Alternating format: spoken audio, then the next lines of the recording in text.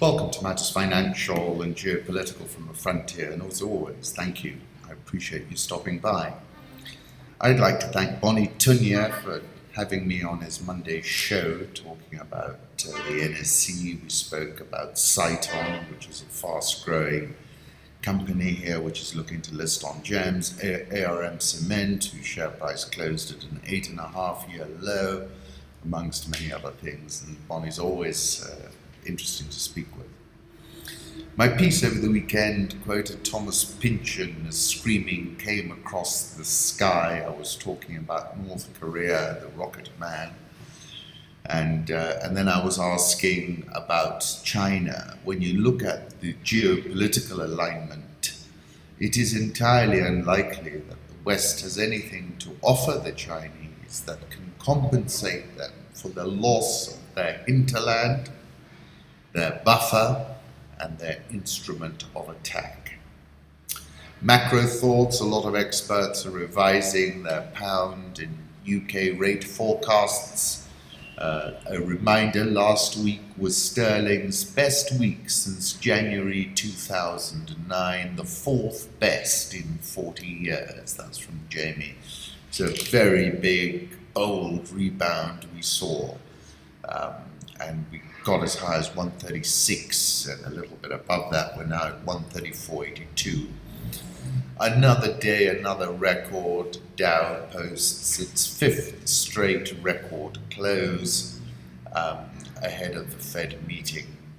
That's Holger. Bitcoin, just been an incredible roller coaster ride. We're right now at 3,954. We popped above 4,000. China's widening its Bitcoin crackdown beyond commercial trading. So still a lot of regulatory pressure on top of Bitcoin. But it's rallied right back. It's an interesting development. Home thoughts, table for two. I had a lovely lunch yesterday with Carl Haller of the Ole Sereni, and I took a photograph of my table.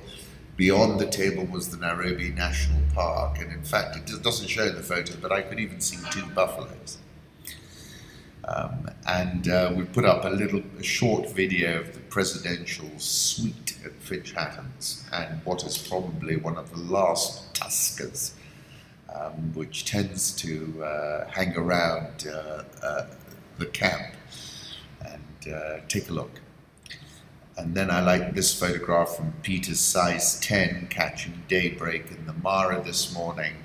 And I like this photograph from breathtaking wildlife photos from David Yarrow's New London and Paris exhibitions. Political reflections. I was on my morning run this morning to drop my 11-year-old, who has to wake up at 5:15. We leave the house at 6. And she gets collected at around 6:18 a.m. and then I come on to work. And as we were going, sometimes she's cross and won't talk about anything and finds my conversation very irritating. And other times we have these very wide-ranging conversations. So we got to the issue of the Rohyinga, and sadly she missed, because straight afterwards Aung San Suu Kyi spoke, and I'll have to play that to her. But the point was, and I said to her, have you read John Donne? And I quoted, ask not for whom the bell tolls, it tolls for thee. And we agreed she should read the poem to me tomorrow morning.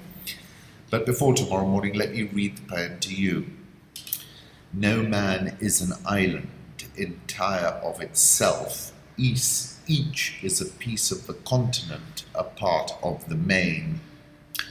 If a clod be washed away by the sea, Europe is the less, as well as if a promontory were, as well as if a manor of thine own, or of thine friends were. Each man's death diminishes me, for I am involved in mankind, therefore send not to know, for whom the bell tolls, it tolls for thee.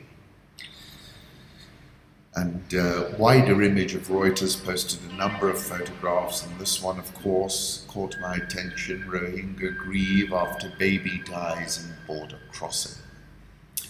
I listened to Aung San Suu Kyi, and she speaks in an exquisite timbre, but has no moral compass. None. She said, among many things, we are a young and fragile democracy facing many problems.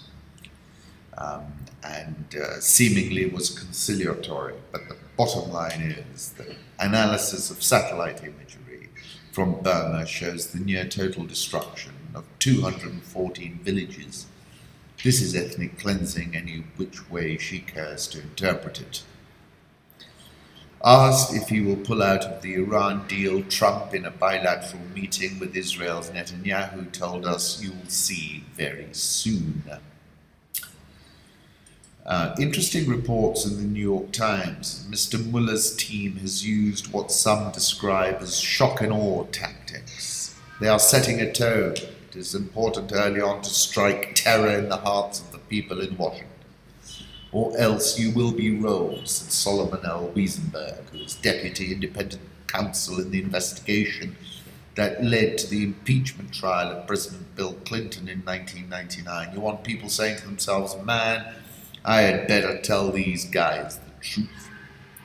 They seem to be pursuing this more aggressively, taking a much harder line than you'd expect to see in a typical white-collar case.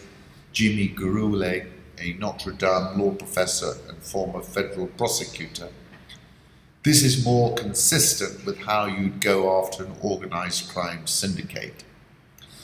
Put up a photograph of Mr. Manafort's apartment in Alexandria, which was searched in July. Look, the issue is the evidence trail is not very linear, and I don't think we're close to the denouement yet, by a long chalk. Theresa May denies she has lost control of the cabinet after Boris Johnson lays out Brexit manifesto. Asked if after Mr. Johnson's challenge she was truly in charge, Ms. May replied, the government is driven from the front and we are all going to the same destination. In my weekend piece, which was about North Korea, I said 10 million folks in Seoul sit just 60 kilometers from the border. 28,500 US soldiers are all in the line of fire.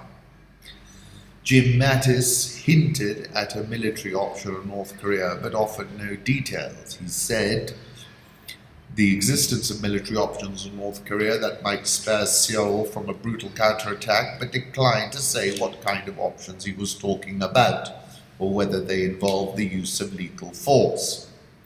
Nikki Haley said on Sunday the UN Security Council had run out of options on containing North Korea's nuclear program, and the United States might have to turn the matter over to the Pentagon. Seoul is within artillery range of North Korea, which beyond nuclear and conventional weapons is also believed to have a sizable chemical and biological arsenal. Asked whether there were any military options the United States could take with North Korea that would not put Seoul at grave risk, Mattis said, yes, they are, but I will not go into details. Pressed on whether that might include so-called kinetic options that use lethal force, Mattis said, I don't want to go into that. Another report I saw was as world watches Kim, China quietly builds South China Sea clout. Last month, a Philippine lawmaker released photos he said showed Chinese fishing, Coast Guard and naval vessels surrounding a Philippine-occupied isle in the Spratly Island chain, preventing planned repairs to a runway.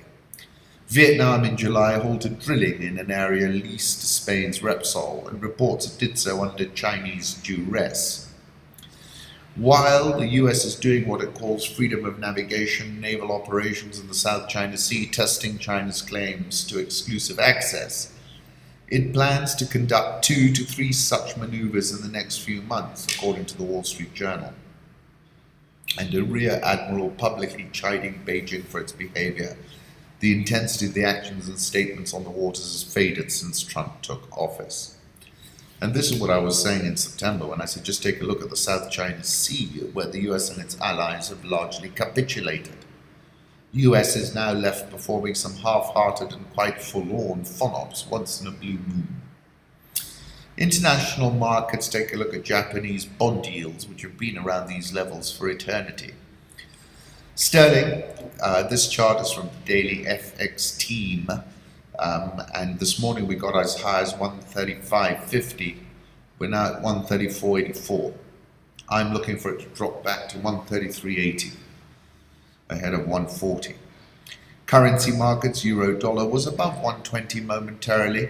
This morning it's back at 119.83, the dollar index 91.86, Japanese yen 111.59.60, Swiss franc 0.9607, the pound 134.84. The Australian dollar is at 0.7985, expected to soften from here. Iron ore prices are been weakening. Indian rupee 64.175, South Korean won 1131.24, the Brazilian real 313.64, Egyptian pound 17.6765, and the rand has been softening up a little bit of late, 13.2750. Dollar index, I'll put up a 3-month chart. We still, although look at this chart, you can see we've tried to find a bottom, but we can't say we have yet. And if there's no increase, which is what I expect from the Fed this week, then I think we might have a further sell-off. Euro dollar, this is an older chart, 16 hours old or so, from T commodity. We're currently at 119.84, having tested 120 and crossed it momentarily. I'm not sure about the euro. I think, from a trading point of view, above 120 it looks like a sell, but we're in a significant reevaluation of the dollar downwards still. Just in, Toys R Us has filed for bankruptcy. Gold, well, that's come off a lot, hasn't it? 1308.25 last, and not too long ago we were above 1350. WTI crude oil recorded a 4-month high of $50.84. It's currently at $50.55, of course, confounding my predictions of a sharp fall. But I think this is more a big macro move in oil related to the weakness of the dollar. Tungsten prices have jumped 50% in the last 2 months. The price of one of the most critical materials for the Western world's economy and defenses is spiking faster than any major commodity. Tungsten used to harden steel in ballistic missiles and in drill bits has surged more than 50% in the last 2 months. China is where about 80% of the metal comes from.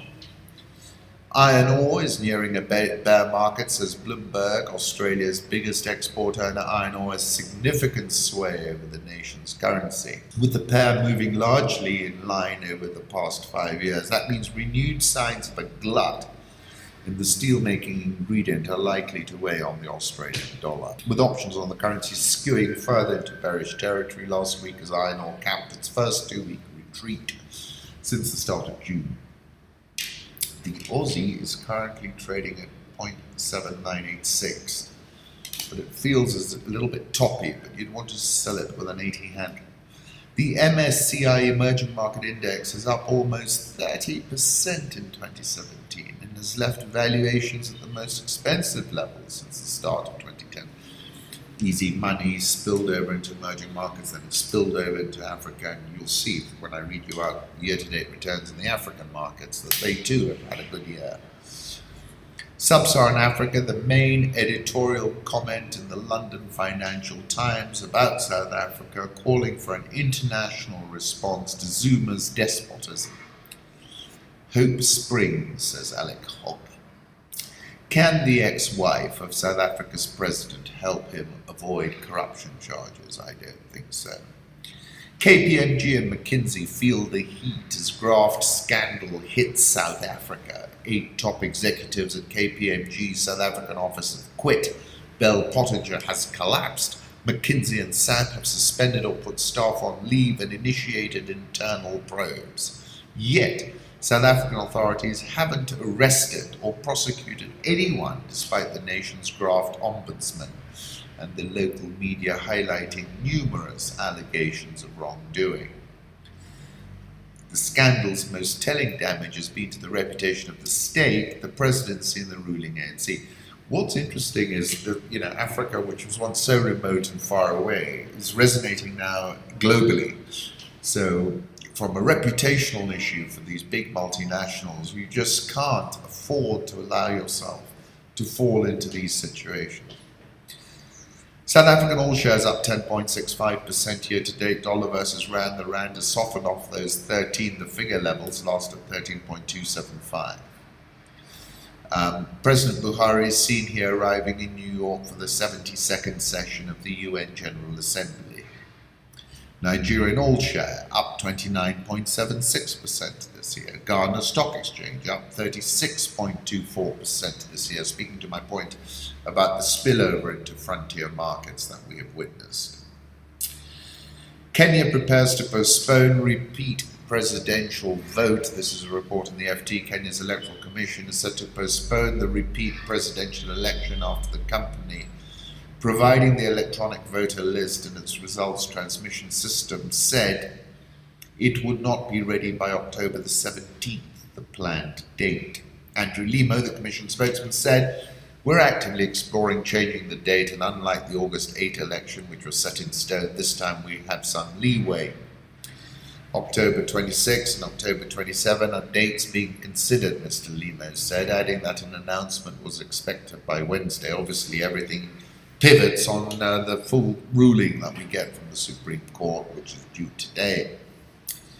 President Kenyatta won the August 8 election against his longtime rival Raila Odinga by 54% to 45%, or some 1.4 million votes, but the Supreme Court nullified the result, the first time in Africa, after Mr. Odinga's NASA coalition appealed, citing widespread rigging, particularly in the counting and tallying of votes. Under Kenyan law, the repeat ballot has to be held by the end of October, 60 days after the judge's initial ruling. The Electoral Commission set October 17 as polling day after the government said a vote in late October would interfere with school exams, despite objections from NASA, which argued the Commission would need more preparation time. On Monday, Mr. Limo said that it should be possible to hold the election during the exam period. The about turn comes after OT Morpho, the French company supplying the tablets for the 40,883 polling stations and the system to transmit the results to the National Tallying Centre, told the Commission it was way too risky to hold the election on October the 17th. Frederick Baillier, OT Morpho's chief operating officer, told the FT the company would be able to fulfill our assignment by the end of October, provided there are no technical changes beyond altering the number of candidates to only Mr. Kenyatta and Mr. Odinga from the 8 on the August 8 ballot.